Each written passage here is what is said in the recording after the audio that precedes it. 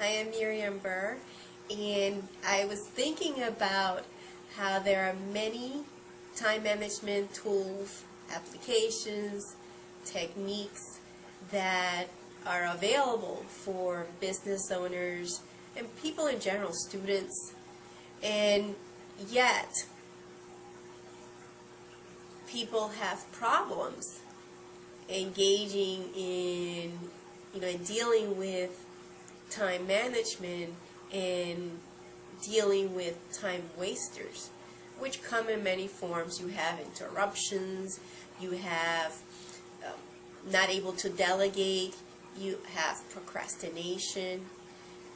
It's said that if you were to increase your efficient level by 1 hour a day, by the end of the month, you would actually accumulate between 20 to 25 hours of work.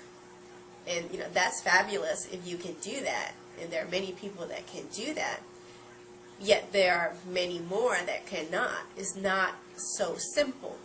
There's lots of books, and as I said before, there's lots of applications that keep popping up, lots of computer programs, your applications for your phones, yet what tends to be the problem is that people are trying to engage in a type of behavior, and time again they kind of revert back to their old ways because they have not dealt with the psychological motives, the underlying psychological reasons why they're behaving a certain way.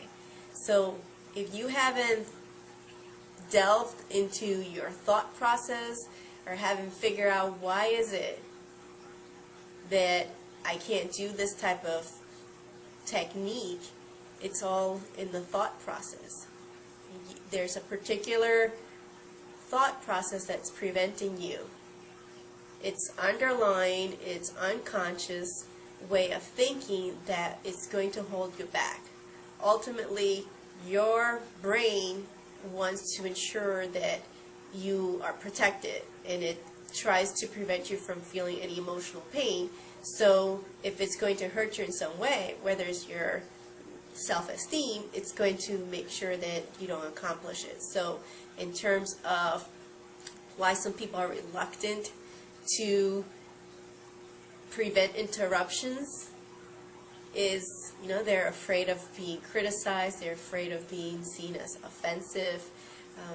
Some people are really just naturally curious and they can't stand it and they have to find out. So interruptions are, they're quick to stop their work. There are other people who just, it just turns into procrastination. Some people feel important. You're interrupted, and so you feel important. Yet, what we tend to find is before you can get down to using that to-do list, to using that particular program or application, you need to find out what's the thoughts that are going through your head. And once you do that, you have to engage in the behavior or put yourself in the situation and prevent yourself from being interrupted, or prevent yourself from procrastinating, or prevent yourself from not delegating, and then kind of study yourself and write down what are your thoughts, what are your emotions, and try to tweak that and use and find out, first of all, find out what is happening in your mind that as far as a record is concerned, because you're keeping track of it. And once you're aware, then implementing some of these techniques, it's going to be more effective than just just saying, okay, I'm going to use this application, it's going to help me. Because if you haven't dealt with your mindset, it's not going to work. You're going to go right back to your old ways, your habits. So I wanted to bring that to your attention. It's not to say that you shouldn't use some of these programs, because there are some programs that are awesome.